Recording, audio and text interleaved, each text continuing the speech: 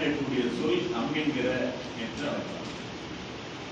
இந்த சொல்லு உடனே அவங்க என்ன பண்றாங்க, ஐயோ சனாமா இருக்கீங்களோ, என் பர்த்தாவின் தர்மானம் கோயில் தோஷமாயிருக்கு கத்துறாங்க.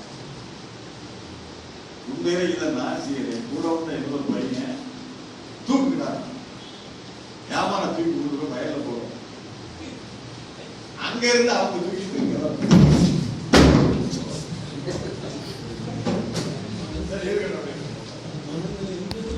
அங்க போட்டுருவோம்.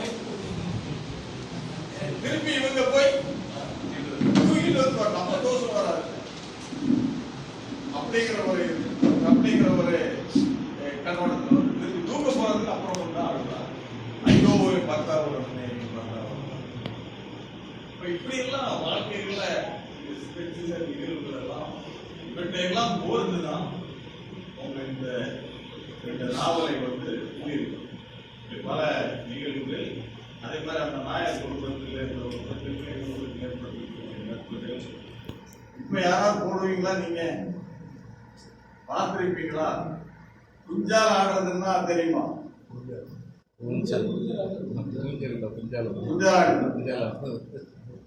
எதுல கட்டுவாங்க?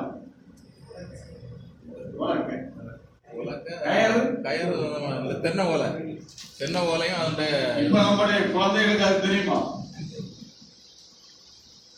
தென்னை ஓலை எடுத்துட்டு வந்து நெருப்புல போட்டு வாட்டி தனித்தனியா பிடிச்சு தென்னை மட்டையில இருக்கக்கூடிய அந்த நாரை எடுத்து பின்னி விளைஞ்சு அப்படி முறுக்குனாலும் நிக்காது.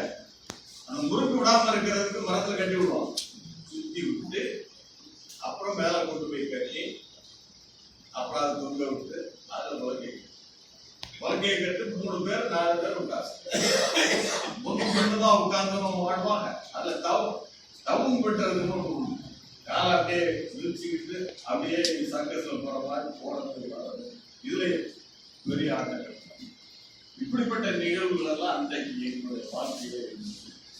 அதுபோல் அருட்தந்தை அவர்களுக்கு எல்லாம் தெரியும், எங்களுடைய சிறு வயதில் எங்களுடைய கோயிலுக்கு முளைப்பாறைகள் எடுத்து சென்றிருக்கிறோம். இப்ப இல்ல, கிறிஸ்துமஸுக்கு முன்னாடியே போட்டு தானியங்களை போட்டு பெட்டியில போட்டு வச்சு அது முளைச்சு அந்த முதல்ல கிறிஸ்துமஸுக்கு ஒரு 10 மணிக்கெல்லாம் கொண்டு போய் கோயிலுக்கு. இப்படி பல நிகழ்வுகள் அவைகளோட இருக்கிறது வாழ்க்கை. அதே மாதிரி அதில் வரக்கூடிய இதெல்லாம் சாப்பிட்டு இருப்பீங்க. அப்படி மரிச்சிருக்கிறாங்க, அக்கானிங்க போட்டு வேக வச்சு சாப்பிட்டு இருக்குமா? அதெல்லாம் இனிமே கிடைக்குமா? அந்த அப்படி சாப்பிடக்கூடிய சாப்பாடு. அதே மாதிரி மாலை அக்கானில நோம்பி சீவி போட்டு நம்ம கலக்கி குடிக்கக்கூடிய அந்த பெரிய உணவு புளிப்பயணி அது இருக்கிறது. இதெல்லாம் வந்து ஒரு காலத்துல சொன்னாங்க, இவர் ஆச்சரிய போடுவாங்க. அதையும் பதிவு பண்ணி நான் சொல்லல, வேற ஒரு பக்கத்துல சொல்றேன். ஒருவேளை இயேசுநாதன் நம்ம ஊர்ல பிறந்திருந்தான், எதை அப்போன்னு சொல்லியிருப்பார், எதை ரசம் சொல்லியிருப்பார். அங்க பிறந்தனால நான் உங்க உணவு இங்க பிறந்தா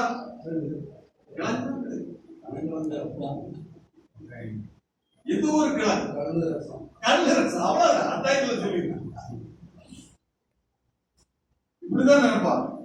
ஆனா அந்த பனங்கிழங்குல ஒரு விசேஷம் சொன்னாருன்னா, பனச்சிறு கிழங்குல விசேஷம் சொன்னாங்கன்னா, இயேசுனார் எருசலேம்ல பிறக்கிற பொழுது நமக்கு மரிச்சிறு கிழங்கு கிடையாது.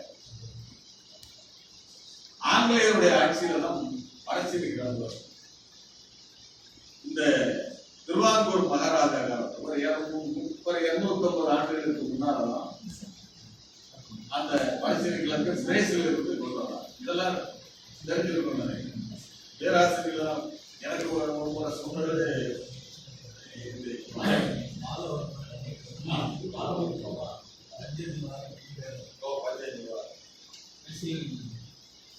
அந்த மார்த்தாண்ட கல்லூரி பேராசிரியர் தான்.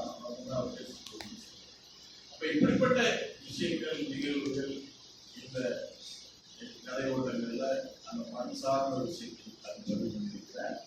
அதை நீங்கள் படித்து வந்து பின்பற்றலாம். நான் உண்மையிலே பயந்து ஒரு விஷயத்தை அதிகமாக சொல்லாமல் இருந்தேன். விடுதலை இடையில் சார்ந்தது அது பெரிய பாரதிய இன்றைக்கும் அவர்கள் விடியலை நோக்கி இதெல்லாம் அதை நோக்கிய சிந்தனை போக்குகள் எழுதப்பட்டுக் கொண்டு வருகிறது. அது மிகவும் மகிழ்ச்சிக்குரியது. என்னுடைய காலத்திலே அந்த ஏராளமான அருள் சகோதரிகள் அருள் தந்தையர்கள் எல்லாம் அவற்றை நோக்கிய சிந்தனை அவர்களுக்கு இருந்தது. இதே பிரச்சனை தான் தென்னாப்பிரிக்காவில் தென்னாப்பிரிக்காவினுடைய தென் அமெரிக்கா நாட்டினுடைய பிரச்சனையே அங்கு அடிமைப்பட்டவர்களும் கிறிஸ்தவர்கள், அடிமைப்படுத்தியவர்களும் கிறிஸ்தவர்கள். அடிமைப்பட்டவர்கள் என்ன செய்தார்கள்? அவர்கள் அந்த அடிமையும் அவர்களுடைய சித்திரவதையும் தாங்க முடியாமல் ரத்த வலியும் தாங்க முடியாமல் துணிந்து வச்சுக்கிறார். புறக்கணிக்கப்பட்டார். காடுகளுக்கு ஓடினார். தூக்கிட்டு தற்கொலை செய்து கொண்டார். ஒருத்தரை அடித்து தங்கள் உழைப்பு கைகளால் உடைத்து நுரைக்கி எறிந்தார். அப்பொழுதெல்லாம் நம்முடைய அங்கிருந்த சமய தலைவர்கள் சொன்னார்கள், இதையெல்லாம் நீங்கள் ஏற்றுக்கொள்ளுங்கள், அதுதான் கிறிஸ்தவம், ஏற்றுக்கொண்டால்தான் உங்களுக்கு மோட்சம் கிடைக்கும். மக்களால் உடைக்கிறாங்க, நுரைக்கிறாங்க, எங்களுக்கு விடுதலை வேணும்னு கேட்டார். இவர்களுடைய ஆற்றுப்படுத்தலுக்கு விடுதலையை நோக்கி இவர்களுடைய கிரை உணர்வை விடுதலையை நோக்கி அழைத்து செல்வதற்கு தான் அந்த கிளையை இருப்பார். இன்றும் அது வேறு கொண்டு நிற்பது, அது எங்கு அடிமைத்தனம், எங்கு ஒடுக்குமுறை, எங்கு